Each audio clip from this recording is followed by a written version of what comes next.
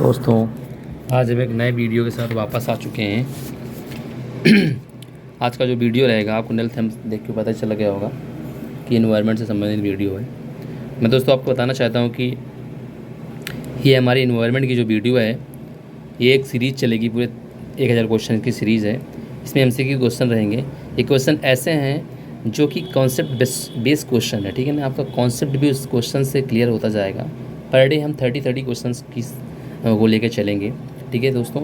आपने देखा होगा कोई भी वनडे एग्ज़ाम की बात करें या कोई अपर लेवल की एग्ज़ाम की, स्टेट PCS या UPSC वगैरह में, तब भी ये क्वेश्चंस हमेशा आते रहते हैं। इन क्वेश्चनों का एक फ्लो है कि भाई क्वेश्चन आएंगे। छोटे मोटे एग्जाम में, वनडे एग्ज़ाम में 2-3 क्वेश्चन आते ही हैं, बड़े एग्जाम में 10 क्वेश्चन 12 क्वेश्चन का ये एक अच्छा रेशियो लेके चलते हैं। काफ़ी क्वेश्चंस में मतलब इनकी भागीदारी काफ़ी अच्छी होती है। क्वेश्चंस को आगे क्वेश्चंस अटेंड करते हैं लड़के, अगर मान लो आता है तो, ठीक है ना। और वनडे एग्ज़ाम में लड़के इस क्वेश्चंस के ज़्यादा, उन लोग बड़े बड़े क्वेश्चंस पे ज़्यादा फोकस करते हैं। जाहिर सी बात है बड़े फोकस में करेंगे, लेकिन छोटों को भी देख के चलना चाहिए। भाई इन्वायरमेंट एक छोटा सब्जेक्ट ज़रूर है, लेकिन अपना बहुत बड़ा रोल अदा करता है कोई भी एग्ज़ाम में, ठीक है ना। 2-3 नंबर बहुत रोल करते हैं एग्ज़ाम में, इन करने के लिए, आउट करने के लिए, ठीक है।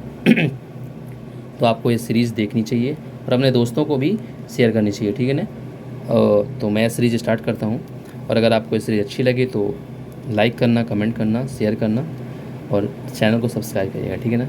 आप लोगों के प्यार से ही हम और इसमें वर्क करेंगे और अपना बेस्ट देने का प्रयास करेंगे। चलो अच्छा, हम बिना किसी देरी के इस चैनल को स्टार्ट करते हैं, अपने टॉपिक को, जो भी आज टॉपिक है, ठीक है। और मैं बताना चाहता हूँ आपको एक बात कि ये जो सीरीज़ होगी ये चैप्टर वाइज होगी, ठीक है ना।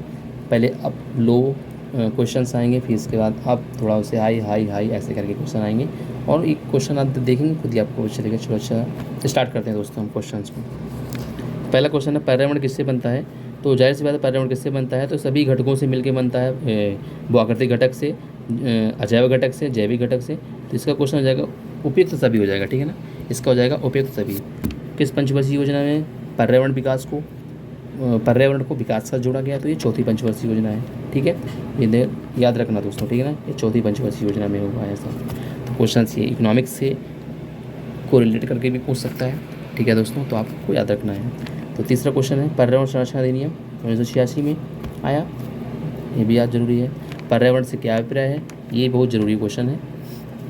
इसको आप देखिए, कॉन्सेप्ट तो बेसिक क्वेश्चन है कि पर्यावरण से क्या अभिप्राय है, तो भौतिक, जैविक, सांस्कृतिक तत्वों के अंतःक्रिया व्यवस्था से पर्यावरण बनता है, बिल्कुल सही है, ये भी सही है।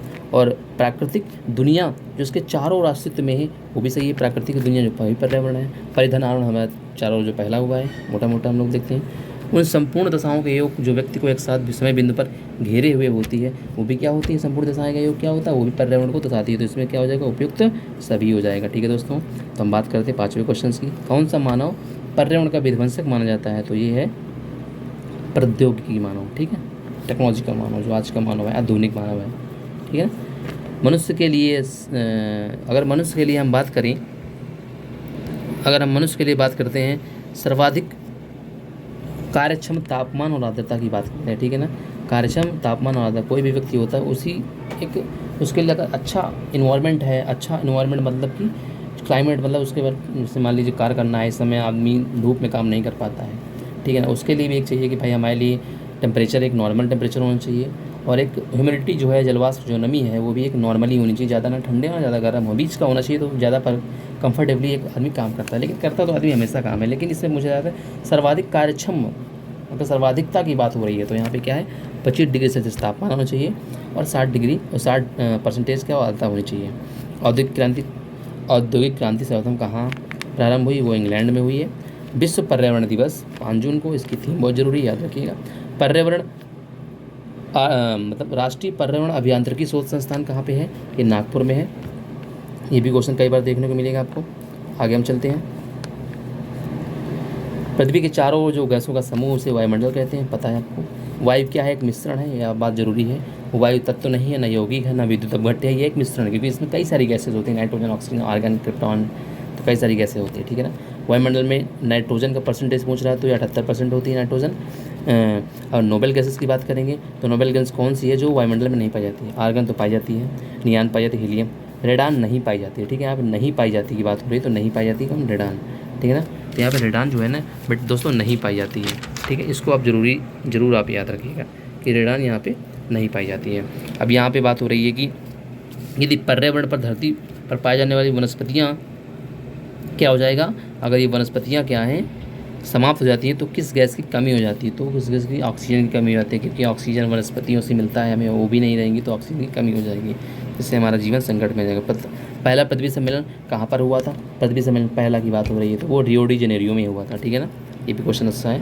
निम्न में से कौन सा कार्य पेड़ पौधों का नहीं है, तो क्या है, वायु प्रदूषण नहीं है। सौर जो है, सौर की बात करेंगे तो सौर को अवशोषण करता है, ऑक्सीजन विमुक्त करता है, कार्बन डाइऑक्साइड, सभी कार्य हैं, लेकिन ये जो है इसका कार्य नहीं है, ठीक है दोस्तों, ये भी याद रखना है।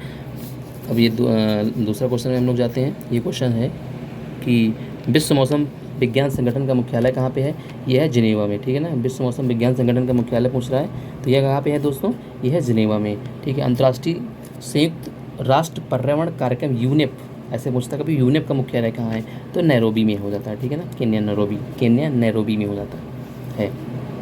ये भी क्वेश्चन पूछा था।